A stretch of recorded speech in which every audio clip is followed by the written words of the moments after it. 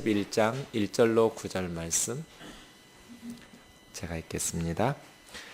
이새 줄기에서 한 싹이 나며 그 뿌리에서 한 가지가 나서 결실할 것이요 그 위에 여호와의 영 곧 지혜와 총명의 영이요 모략과 재능의 영이요 지식과 여호와를 경외하는 영이 강림하시리니 그가 여호와를 경외함으로 즐거움을 삼을 것이며 그 눈에 보이는 대로 심판하지 아니하며 그 귀에 들리는 대로 판단하지 아니하며 공의로 가난한 자를 심판하며 정직으로 세상에 겸손한 자를 판단할 것이며 그 입에 막대기로 세상을 치며 그 입술의 기운으로 악인을 죽일 것이며 공의로 그 허리띠를 삼으며 성실로 그 몸의 띠를 삼으리라. 그때 이리가 어린 양과 함께 살며 표범이 어린 염소와 함께 누우며 송아지와 어린 사자와 살진 짐승이 함께 있어 어린아이에게 이끌리며 암소와 곰이 함께 먹으며 그것들의 새끼가 함께 엎드리며 사자가 소처럼 풀을 먹을 것이며 젖먹는 아이가 독사의 구멍에서 장난하며 젖된 어린아이가 독사의 굴에 손을 넣을 것이라. 내 거룩한 산 모든 곳에서 해됨도 없고 상함도 없을 것이니 이는 물이 바다를 덮음같이 여호와를 아는 지식이 세상에 충만할 것임이니라. 아멘. 어제 오늘 우리 국민들이 아마 패닉에 빠져 있었을 것 같습니다. 그동안 대통령을 조종했던 사람이 무당이었다는 것, 그런 어떤 영적인 타락한 그러한 사람들이 국정을 논단해 왔다라는 것에 대해서 충격을 받고 절망했을 것 같습니다. 이러한 암울한 때에 우리는 어디서 소망을 발견할 수 있고 그리스도인으로서 특별히 이러한 시대를 어떻게 살아내야 할 것인가 하는 것을 말씀에서 답을 찾아야 될 것 같습니다. 오늘 이사야 11장의 말씀의 배경은 북이스라엘과 아람이 연합국을 형성해서 남유다를 침공했을 때 하나님께서 이사야 선지자를 통해서 염려하지 말라고 그 두 나라의 계획, 유다를 침공해서 왕을 제거하고 친아람, 북이스라엘의 그러한 허수아비 지도자를 세워놓고 통치하고 다스리자는 그 두 나라의 계획이 실행되지 못할 것이다. 하나님께서 그들을 꺾을 것이다. 구체적으로 아수르를 통해서 꺾으실 것인데 아수르에 의해서 북이스라엘의 죄에 대해서 아람의 죄에 대해서 심판하시고 그 두 나라의 멸망을 선언하셨습니다. 거의 비슷한 시기인데 북이스라엘의 멸망 직전에 사역했던 북이스라엘에서 사역했던 선지자들이 호세아와 아모스입니다. 거의 동시대 선지자입니다. 약간 뒤늦게 남쪽 유다에서 미가와 이사야가 선지자로서 부름받아서 사역합니다. 이 네 명의 선지자의 메시지가 거의 동일합니다. 그들의 죄에 대해서 하나님께서 심판하실 것이다 하는 것이죠. 이렇게 이사야 선지자는 이스라엘의 멸망에 대해서 예언하고, 그리고 이제 앞선 장 바로 10장에서는 그렇게 이스라엘을 멸망했던 아수르, 이스라엘을 멸망시키는 하나님의 도구로 쓰임받았지만 아수르는 하나님의 도구로 겸손하게 쓰임받는다는 생각이 없었습니다. 자신들의 탐욕과 교만을 앞세워서 나라들을 정복했을 뿐입니다. 그래서 아수르의 멸망과 심판을 또 예언하고 있었습니다. 그러니까 이스라엘의 멸망 9장, 아수르의 멸망 10장, 그리고 아수르에 의해서 멸망당하는 이스라엘의 아수르까지 이제 하나님께서 제국을 멸하신 이후에 그 다음 상황은 어떻게 될 것인가. 그러니까 그 상황이 지금 너무나 암담한 상황이에요. 아브라함의 자손이라고 말했던 그러한 하나님의 백성들이 완전히 그 죄로 말미암아 하나님의 심판을 받아서 멸망해버리고, 또 그들을 심판했던 아수르 제국도 멸망하고 하나님의 심판을 면치 못하고, 그러한 암울한 상황 속에서 이 11장의 말씀이 주어지는 것이죠. 네. 21장 말씀에 보면 두 편의 시가 나옵니다. 1절에서 9절까지가 첫 번째 시고요. 그 다음 12절에서 16절까지가 두 번째 시입니다. 가운데 10절과 11절은 산문으로 되어 있는데요. 그렇게 10절과 11절을 기준으로 두 개의 시로 이루어진 장이 11장입니다. 오늘은 앞부분 1절에서 9절을 보겠습니다. 1절을 우리 같이 한번 읽어볼까요? 시작. 이새의 줄기에서 한 싹이 나며 그 뿌리에서 한 가지가 나서 결실할 것이요. 줄기라고 번역했던 이 계자라는 단어는 밑둥을 자르다 이런 동사에서 나온 겁니다. 그러니까 나무 가지를 베어서 쓰러뜨리는 그런 단어니까 쓰러진 나무의 그냥 그루터기 밑둥 잘린 그러한 줄기라고 말할 수 있습니다. 그러니까 그러한 나무 그 상황이 역사적 상황이 너무나 소망이 없는 절망적인 상황인 거죠. 융성했던 하나님의 나무들 이스라엘이 다 밑둥이 잘려버렸어요. 전혀 생명의 기운을 찾아볼 수 없는 상황이에요. 더 이상 희망과 역사의 희망을 논할 수 없는 그러한 시대적 암울함 상황이었어요. 그런데 그 밑둥 잘린 줄기에서 싹이 하나가 나오는 거예요. 생명의 기운이 시작되는 거죠. 네. 생명이 다한 것 같은, 이제 역사가 끝나버린 것 같은 상황인데 연약한 싹 하나가 나와서 새로운 세상이 시작되는 것이죠. 그렇게 메시아 왕의 통치가 시작되는 것. 예수님이 오셨을 때 이스라엘 상황, 밑둥 잘린 나무 같은 상황이에요. 예수님이 태어나던 그 순간 로마 황제는 너희들 다 내 노비 문서에 등록해. 그게 호적하는 거예요. 전쟁으로 나갈 군인들 세금으로 거둬들일 이러한 것들 다 파악하는, 노비로 부려먹을 제국의 왕이 어떻게 부려먹을까를 파악하기 위해서 호적하라는 거잖아요. 자기 나라도 아니에요. 로마의 황제 짓밟혀 있는 그러한 암울한 상황 속에서 마굿간에서 예수님은 작은 연한 순으로 태어나시죠. 이렇게 이사야가 예언하는 메시아의 출현은 영광스러운 시대가 아니에요. 밑둥 잘린 아무 희망이 없는 절망적 상황 속에서예요. 네. 그래서예요. 다윗의 후손들로 태어났던 유다의 왕들, 이스라엘의 왕들은 너무나 실망스러웠어요. 다윗, 히스기야, 요시야 정도를 제외하면 너무나 실망스러운 절망적인 상황 속에서 절망할 필요가 없어요. 한 왕이 태어나셔요. 지금 우리나라가 꼭 그런 것 같아요.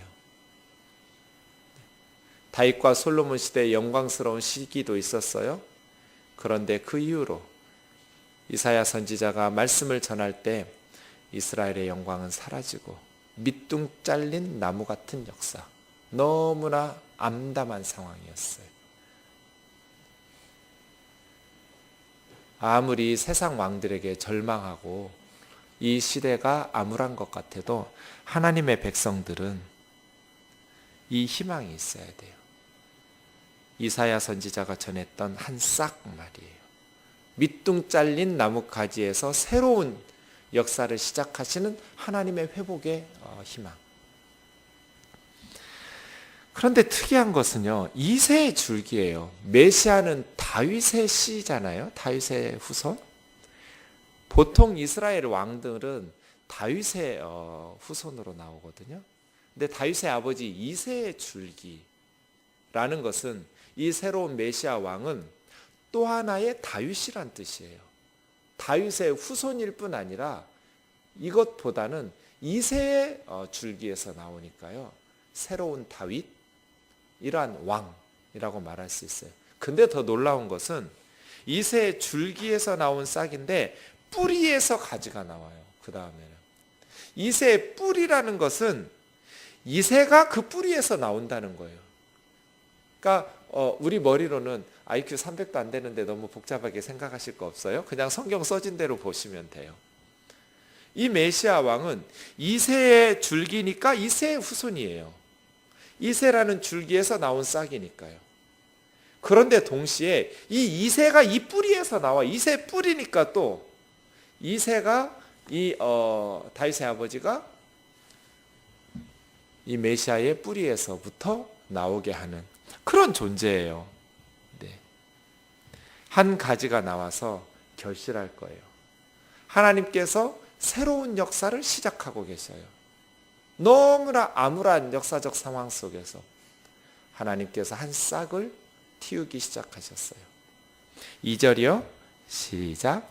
그 위에 여호와의 영 곧 지혜와 총명의 영이요 모략과 재능의 영이요 지식과 여호와를 경외하는 영이 강림하시리니. 그 왕은 역사를 새롭게 하실 왕은 하나님의 영, 여호와의 영, 성령이죠. 성령이 그 위에 강림하시는 거예요. 그러니까 세상적인 지혜와 세상적인 능력으로 다스리는 것이 아니라 하나님의 영의 지혜와 능력으로 다스리는 왕이에요. 하나님의 능력을 힘입어서 통치하시는 왕이죠. 여호와의 영이 그 위에 강림하시는 거예요. 그런데 이 여호와의 영은 6가지의 특징이 있어요. 첫 번째, 지혜와 총명. 두 번째, 모략과 재능. 세 번째, 지식과 여호와를 경외하는. 이렇게 두 쌍으로 이루어진 6가지의 영. 지혜와 총명의 영이 주님 위에 메시아에게 임하신대요. 지혜와 총명 비슷한데요. 굳이 구분하자면 지혜는 좀 더 포괄적이에요. 일반적으로. 그리고 총명은 구체적인 지혜. 지혜하면 일반적으로 지혜로운 거예요. 선악을 분별하면서 바르게 판단할 수 있는 영적인 통찰력, 지혜죠. 그것을 이제 구체적인 상황 속에서 판단하고 파악하는 능력을 총명, 분별력 이렇게 말할 수 있어요. 보통 지혜와 총명은 재판할 때 사용되는 그 문맥에서 사용되는 단어들이에요. 판단할 때 지혜와 총명을 가지고 바르게 판단할 수 있는, 단순히 사법부의 이야기가 아니에요. 제가 늘 말씀드리듯이 구약시대에는 재판을 통해서 나라를 통치하고 다스렸기 때문에 행정까지 같이 가야 돼요. 재판과 행정의 문맥 속에서 사용되는 단어들이에요. 예수님께서는, 메시아는 지혜와 총명의 영으로 충만하신. 두 번째는 모략과 재능. 주로 모략이라는 것은요, 어떤 일들을 계획하고 구상하는 지혜예요. 그리고 재능이라는 것은 그것을 추진할 수 있는 능력이에요. 보통 모략과 재능은 전쟁에서 사용되는 군사용어예요. 상대방을 이기기 위해서, 어떤 목적을 실행하기 위해서 지혜로운 계획을 수립해야죠. 모략.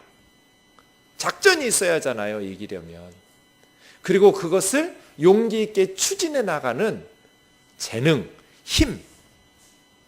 네, 그것이 모략과 재능이에요. 그러니까 메시아는 하나님께서 주시는 지혜와 총명으로서 그 사명을 감당할 수 있는 전략, 모략, 그리고 그것을 추진해낼 수 있는 힘과 능력, 재능, 겸비한 영이에요. 마지막 세 번째는 지식과 여호와를 경외하는 영으로 충만해 주세요. 지식은 하나님께서 주시는 지혜를 삶 속에 적용할 때 지식이라는 단어가 주로 쓰여요. 일반적인 생활 속에서 하나님의 뜻을 분별하고 그것을 삶 속에 적용하면서 하나님의 뜻을 실현해 나가는 힘, 지혜, 지식, 여호와를 경외하는, 하나님을 두려워하고 하나님을 경외하니까 순종하게 되겠죠. 그러한 영으로, 그러한 성령으로 충만하신 분이에요. 딱 생각나는 분 한 분 있죠? 예수 그리스도. 예수님은 성령을 한량없이 부어주셨어요. 하나님께서 성령으로 충만하게 그 사역을 감당하셨어요. 그래서 주님은 지혜와 총명, 모략과 능력, 재능, 지식과 여호와를 경외하는 성령으로 충만하셨어요. 우리도 예수님의 제자답게 이러한 성령으로 충만해야겠죠. 그죠? 우리가 성령으로 충만하면 지혜와 지식이, 총명이 가득할 거예요. 어리석게 판단하지 않고 영적인 분별력과 통찰력을 가지고 바르게 판단할 거예요. 우리가 성령으로 충만하면 모략과 재능으로 충만할 거예요. 하나님의 사명을 감당하기 위해서 전략을 잘 세우고 그것을 추진해 나가는 재능과 힘으로, 무엇보다도 지식과 하나님을 경외하는, 성령은 우리를 그렇게 만들어요. 주님께서 이러한 주의 여호와의 영으로 충만하게 일하실 거예요. 3절 같이 읽겠습니다. 시작. 그가 여호와를 경외함으로 즐거움을 삼을 것이며 그의 눈에 보이는 대로 심판하지 아니하며 그의 귀에 들리는 대로 판단하지 아니하며. 네, 메시아는 장차 이새의 줄기에서 나오는 이 싹은 하나님을 경외하는 것으로 즐거움을 삼을 거예요. 이 즐거움을 삼는다, 루아흐라는 말은 숨을 쉬다라는 뜻도 있고 즐거워한다라는 뜻도 있어요. 그러니까 하나님을 경외하는 것으로 숨을 쉰다. 하나님을 두려워하고 하나님을 존경하고 하나님을 사랑하고 하나님을 경외하는 것으로 기쁨을 삼아요. 이런 은혜가 저와 여러분에게 있기를 원합니다. 하나님을 경외하고, 하나님을 경외하면 어떻게 하겠어요? 자신을 하나님의 말씀, 하나님의 뜻에 복종해서 순종하겠죠. 기꺼이 즐거운 마음으로 하나님을 예배하고 하나님 앞에 헌신하면서 충성스럽게 살아가겠죠. 하나님을 경외하는 것으로 숨을 쉬고 하나님을 경외하는 것으로 기쁨과 즐거움을 삼아서 살아가는. 그러니까 어떻게 하겠어요? 눈에 보이는 대로 판단하지 않고 귀에 들리는 대로 판단하지 않는. 사람은 오류와 편견을, 그런 잘못된 판단을 내릴 때 있잖아요. 모든 대통령은 다 성군이 되고 싶죠. 좋은 리더가 되고 싶죠. 그러고 싶지 않은 대통령이 누가 있겠어요, 이 세상에. 그런데 인간이니까 어리석고 미련해서 오류와 편견과 어리석은 판단들을 내릴 때가 많잖아요. 그런데 메시아는 눈에 보이는 대로 심판하지 않고 귀에 들리는 대로 판단하지 않고, 오직 공의로, 정직으로. 이것이 이스라엘 왕들에게 하나님께서 기대하셨던 바이죠. 공의와 정직으로 나라를 다스리는 것 말이에요. 그래서 4절이요. 시작. 공의로 가난한 자를 심판하며 정직으로 세상에 겸손한 자를 판단할 것이며 그 입의 막대기로 세상을 치며 그 입술의 기운으로 악인을 죽일 것이며. 네, 이것이 앞에서 1장에서 10장까지 계속 이사야 선지자가 희망하고 외쳤던 거예요. 이스라엘과 유다의 지도자들에게 계속 요구했던 것이 바로 이 4절이잖아요. 공의로 가난한 자를 심판하며 정직으로 세상의 겸손한 자들을 판단해라. 불의를 행하지 마라. 그렇죠? 가난하다고 해서 두둔하지도 말고, 가난하다고 해서 억울하게 만들지도 말고. 겸손하다라는 것은 자신을 낮추는 사람이잖아요. 교만하지 않은 사람들. 그러한 사람들을 정직으로 판단하라는 거예요. 이사야가 꿈꾸어왔던, 유다의 타락한 지도자들을 향해서 외쳤던 공의와 정직. 장차 오실 이새의 가지에서 나온 이 싹, 이 메시아는 공의와 정직으로 세상을 판단할 것이다. 그런데 그 입의 막대기와 입술의 기운은 말씀이에요. 입의 막대기. 무기를 사용하실 필요도 없어요. 말씀이면 돼요.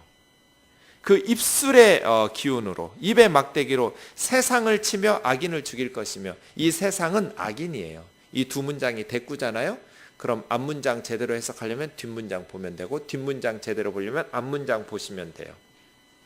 입의 막대기로 세상을 치며 이 말하고, 입술의 기운으로 악인을 죽일 것이며, 이 말은 대꾸거든요. 그러니까 앞에 나오는 세상은 뒤에 나오는 악인이에요. 메시아는 그 말씀으로, 입의 막대기, 입술의 기운, 그 말씀의 권능 있는 말씀의 힘으로 악인들을 징벌하신다는 뜻이에요. 공의와 정직으로 나라를 다스릴 거니까 악인들은 그 말씀의 능력으로 징벌하실 것이다. 5절이요. 시작. 공의로 그 허리띠를 삼으며 성실로 그 몸의 띠를 삼으리라. 예, 지금도 그렇지만 고대에는 더더군다나 띠를 띠지 않으면 거추장스러워서 움직일 수가 없어요. 띠를 띈다는 건 뭐예요? 행동을 개시할 만반의 준비를 한다는 거잖아요. 딱 띄었어요? 그럼 이제 행동이 시작되는 것이죠. 메시아는 행동 개시를 위해서 만반의 준비를 하시고 띠를 띠고 대충 설렁설렁 이렇게 일하시지 않으셔요? 허리띠 띠고 일하셔요. 제대로 일하신단 말이에요. 여행하듯이 적당히 사역하시지 않아요. 허리띠를 띠고 몸에 띠를 띠고 사역하셔요. 최선을 다해서. 그래서예요. 공의로 허리띠를. 체데크예요. 의, 정의. 성실로. 성실은 부지런하다는 뜻이 아니에요. 이 에무나라는 말은 진실하다는 뜻이에요. 그래서 믿을 수 있는 그런 의미예요. 부지런하게 일한다는 성실이 아니에요. 악을 행하는 사람들을 억제하고 선을 행하는 사람들을 격려하고 이런 걸 성실이라고 그래요. 진실함이죠. 메시아는 공의와 진실함으로 띠고 사역을 하신다는 거예요. 그래서요. 이 이사야 선지자는 이스라엘의 심판과 멸망을 예언하고 있잖아요. 심판과 멸망을 예언함에도 불구하고 새로운 희망의 메시지를 발해요. 이것이 구약의 선지자들의 특징이에요. 죄에 대해서는 하나님의 엄중한 심판을, 거짓된 샬롬을 외치지 않아요. 하나님께서 복을 주실 것이라고 그렇게 헛된 약속을 하지 않아요. 너희들의 죄로 말미암아 하나님께서 심판하실 것이다. 그런데 또 심판으로 끝내지도 않아요. 하나님의 새로운 역사의 희망을 얘기해줘요. 그것은 메시아에 대한 기대로 이어지죠. 그래서예요. 이사야서에 보면 이런 의로운 왕, 장차 출현할 메시아의 왕이 3개의 시가 나와요. 앞에 이미 9장 1절에서 7절까지 한번 나왔어요. 그리고 이 11장 1절에서 9절이 두 번째예요. 그 다음 32장 1절에서 8절 한 번 더 나올 거예요. 9장 1절에서 7절 우리 무슨 이야기 했어요? 한 아기가 우리에게 낳고 한 아들을 우리에게 주신 바 되었는데 그 어깨에는 정사를 메었고 그의 이름은 기묘자요 모사요 전능하신 하나님이요 영존하시는 아버지요 평강의 왕이라고. 그런 한 아기로 오셔서 다윗의 왕 위에 앉아서 영원히 평강의 더함이 무궁하도록 이 땅을 다스리실, 정의와 공의로 이 땅을 보호하실 그러한 메시아에 대한 예언이 9장 1절에서 7절에 한번 나왔어요. 만군의 여호와의 열심히 이것을 이루실 것이라고. 세상 사람들이 볼 때는 역사가 끝난 것 같았는데 만군의 여호와의 열심히 이 일을 이루실 것이라고 하시면서 새로운 역사의 희망을 이야기했었어요. 그런데 여기 지금 두 번째 11장에서 다시 이사야 9장 1절에서 7절을 이어받아서 의로운 왕의 통치를 이야기하고 있어요. 그런데 연한 순처럼 나와요. 한 싹이 나와요. 그런데 그분이 성령으로 충만해서 공의와 정직으로 이 땅을 다스리면서 이 땅에 참된 하나님의 정의를 세워가시죠. 그럼 이 세상이 어떻게 되겠어요? 6절에서 9절처럼 될 거예요. 우리 같이 읽겠습니다. 시작. 그때 이리가 어린 양과 함께 살며 표범이 어린 염소와 함께 누우며 송아지와 어린 사자와 살진 짐승이 함께 있어 어린아이에게 끌리며 암소와 곰이 함께 먹으며 그것들의 새끼가 함께 엎드리며 사자가 소처럼 풀을 먹을 것이며 젖먹는 아기가 독사의 구멍에서 장난하며 젖된 어린아이가 독사의 굴에 손을 넣을 것이라. 내 거룩한 산 모든 곳에서 해됨도 없고 상함도 없을 것이니 이는 물이 바다를 덮음같이 여호와를 아는 지식이 세상에 충만할 것입니다. 이새의 뿌리에서 나온 한 싹이 이 세상을 다스리기 시작하면 이 세상은 6절에서 8절처럼 이게 딱 뭐예요? 에덴 동산 같아요. 인간이 타락하기 전에 세상으로 회복되는 거예요. 하나님께서 꿈꾸셨던 세상. 하나님께서는 이런 세상을 보시려고 창조하신 거예요, 사실은. 지금 우리가 살고 있는 이런 약육강식의 세상을 보시려고 세상을 창조하신 게 아니에요. 이건 망가진 거예요. 하나님께서 꿈꾸셨던 세상은 이런 거예요.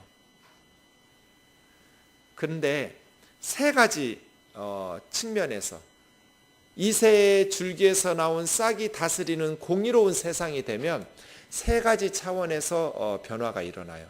그리고 마지막 9절에 요약이 되어 있죠. 첫 번째는 뭐예요? 6절. 이리와 어린 양이 함께 살고 표범이 어린 염소와 함께 눕고 송아지와 어린 사자와 살찐 짐승이 함께 있어 어린아이에게 끌려요. 특이하게 9장 1절에서도 한 아기가 우리에게 낳고 한 아들을 우리에게 주신 바 되었는데 11장에서도 어린아이가 끌어요. 그러니까 뭐 강력한 이게 아니에요. 아주 연한 싹처럼 어린아이처럼. 그런데 첫 번째 원수 관계가 사라졌잖아요. 약육강식이 사라졌어요. 메시아가 다스리는 세상은 잡아먹는 것들, 이리, 표범, 사자가 잡아먹히는 것들, 양, 염소, 송아지, 살찐 짐승과 함께 뛰논다는 거잖아요. 약육강식이 사라져버렸어요. 서로 잡아먹고 먹히는 관계가 사라져버렸어요. 네. 두 번째 7절에 보시면 암소와 곰이 함께 먹으며 그 새끼들이 함께 엎드리며 사자가 소처럼 풀을 먹어요.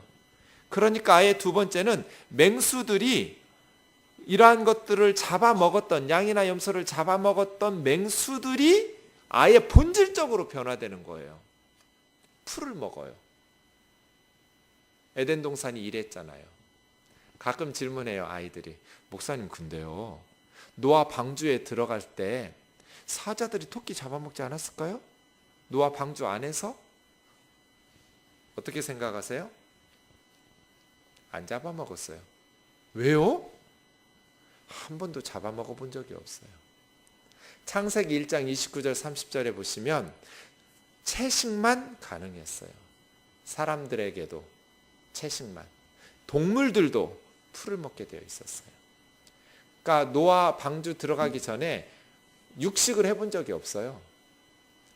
그런데 노아 홍수 끝나고 방주에서 나온 뒤에 창세기 9장 3절에 가야 이제 육식을 하나님께서 허용하셔요.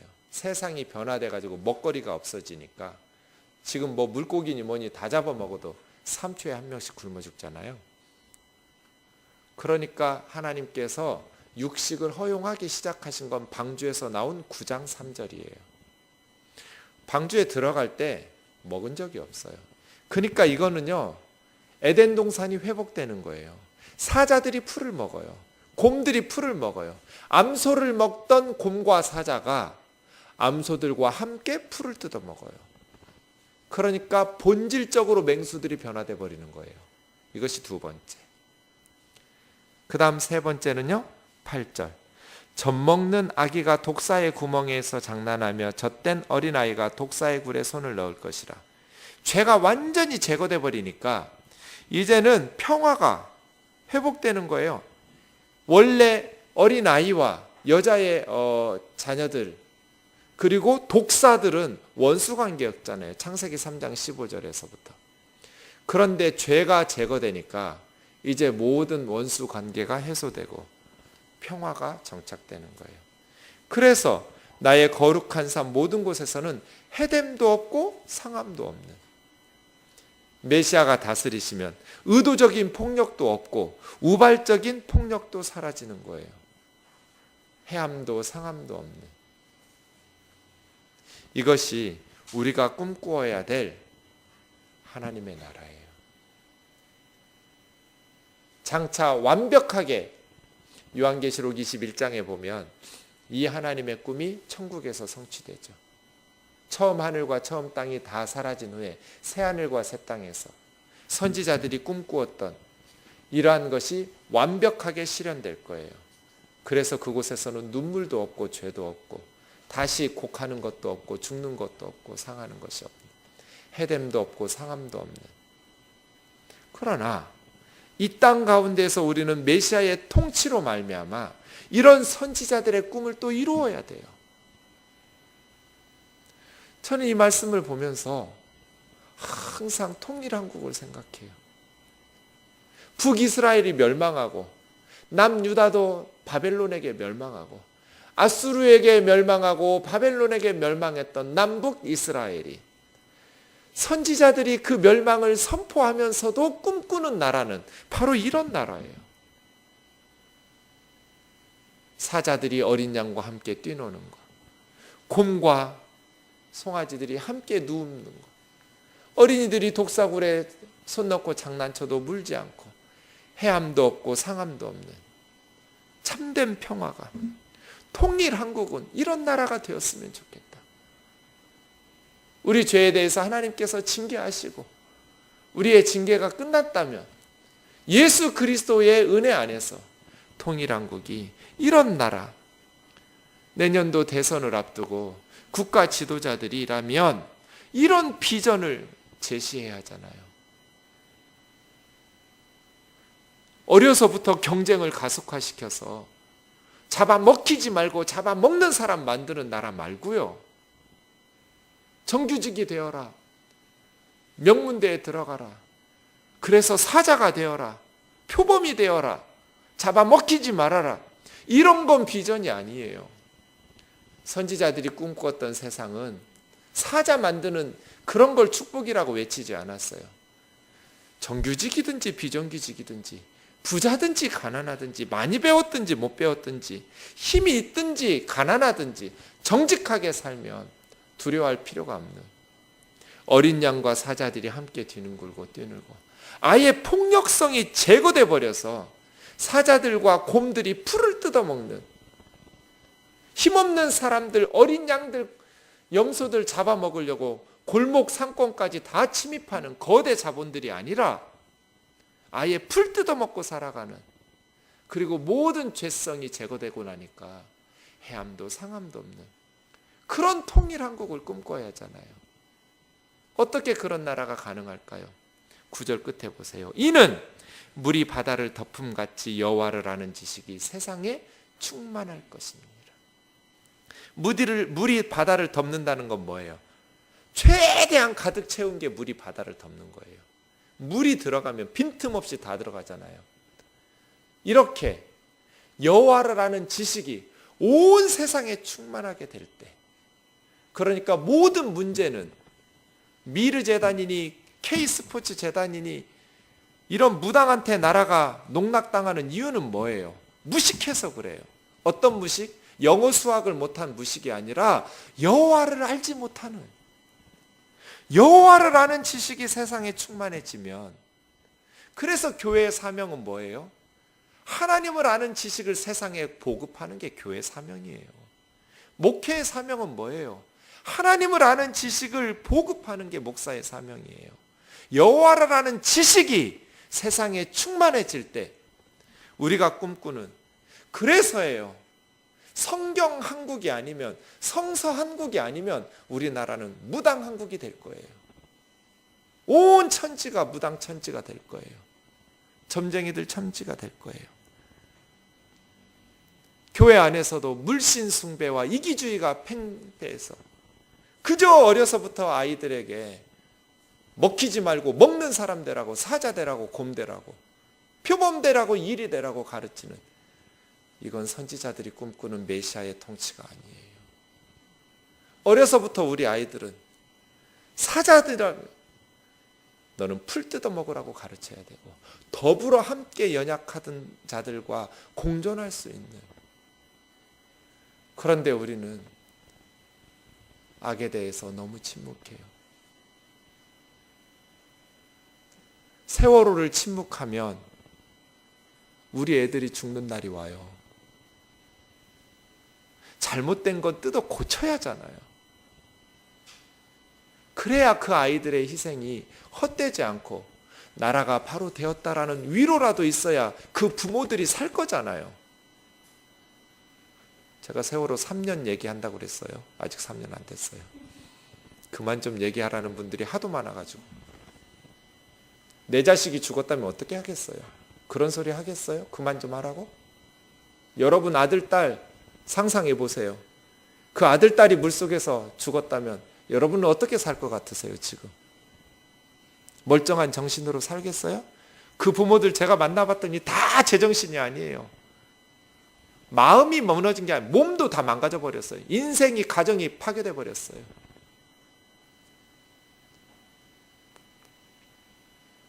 악에 대해서, 불의에 대해서 침묵하면 우리 자식들이 당해요. 그래서예요. 물신숭배, 이기주의, 이러면 자본주의의 3대 악이 되살아나요. 이 세속주의가 사람들의 마음을 지배하고 이기심 때문에 내가 아니니까 남의 아픔에 대해서, 연약한 자들의 눈물과 피에 대해서 침묵해버리면 부정부패한 사회가 돼요. 힘 있는 사람들은, 사자들은 계속 양들과 염소를 잡아먹을 거예요. 정경유착이 일어나요. 정치권과 경제권이 합세해서 미르재단 만들어내는 거 보세요. 빈부격차가 발생해요. 힘 있는 사람들은 계속해서 부를 축적해가고, 가난한 사람들은 그 가난의 수레바퀴를 멈출 수가 없게 돼요. 교회가 이렇게 많은데, 기도하는 사람들이 이렇게 많은데 왜요? 우리 사회는 변화가 안 될까요? 기도를 바꾸지 않으니까. 기도 내용을 바꿔야 돼요. 우리의 소원을 바꿔야 돼요. 우리의 생각을 뜯어 고쳐야 돼요. 선지자들이 꿈꾸었던 이런 나라로 말이에요. 이기적으로 내 자식 사자 만들려고 하지 말고 풀 뜯어먹는 사자로 만들고 어린 양과 더불어 함께 뒹구는 세상을 꿈꾸어야죠. 그러려면 모든 곳에서 여호와를 아는 지식으로 충만해야죠. 그래서예요. 성경 한국은 이루지 못하면 세상은 물신숭배와 이기주의로 망할 거예요. 우리나라가. 통일한국이 망할 거란 말이에요. 그래서 목숨 걸고 나라를 어려서부터 아이들에게 하나님의 말씀이 들어가도록 성서 한국을 이뤄내야 돼요. 후배들에게 계속 제가 얘기하는 거예요. 니들이 성경을 알아야 성경을 바르게 설교하고 가르칠 수 있으니 부지런히 성경을 공부해라. 그래야 목사가 되죠. 제발 여기저기 바삐 돌아다닐 생각 하지 말고 엉덩이 좀 붙이고 성경을 연구해라. 여호와를 아는 지식이 세상에 충만하게 될 때, 이 한반도에 여호와를 아는 지식이 충만하게 될 때, 그 주로부터 성령의 은혜 안에서 새로운 성경적 비전, 그리고 삶의 결단과 헌신과 순종, 여호와를 경외하는 것으로 기쁨을 삼고 여호와를 경외하는 것으로 숨을 쉬는 그러한 나라를 이루게 될 거예요. 영어 수학 좀 그만 가르치고 여호와를 아는 지식을 앞세워야 돼요.